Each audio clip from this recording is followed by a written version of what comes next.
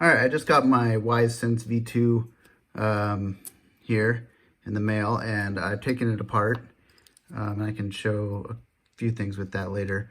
But I thought I would just show a few of the things that I noticed.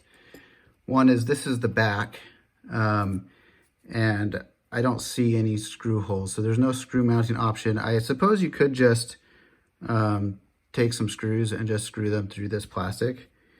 It probably would be okay, although if you don't have the right screws, there might not be enough clearance to, this side, to actually, it'll probably like bulge and not click on properly.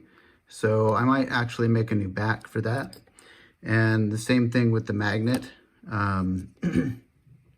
There's no screw mounting option. So it looks like the double-sided tape is a little bit better on this version, because it's not this like 3-inch foam piece that was going to move.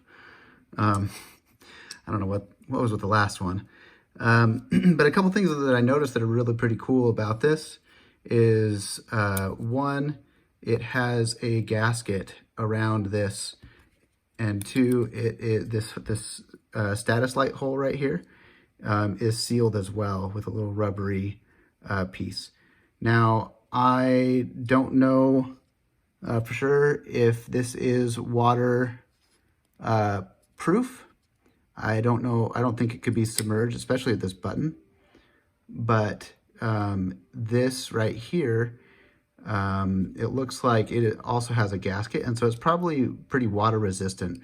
Probably could go outside in light rain, but not be submerged. So that's what I found out. Hopefully I can make a few things for this. I'll probably make a garage door bracket, maybe some other simple little things, but it's pretty big, so I can't really do all the things that I was doing before with the other sensor. But hopefully that helps some people, and I'll hopefully post another video soon with some other information.